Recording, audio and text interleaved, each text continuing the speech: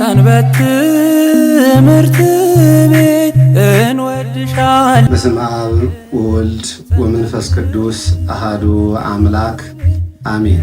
እግዚአብሔር እንዲህ ይላል፣ በመንገድ ላይ ቁሙ ተመልከቱም፣ የቀደመችውን መንገድ ጠይቁ፣ መልካሚቱን መንገድ ወዴት እንደሆነች እወቁ፣ በእርሷም ላይ ሂዱ፣ ለነፍሳችሁም ዕረፍት ታገኛላችሁ። ትንቢተ ኤርምያስ ምዕራፍ 6 ቁጥር 16።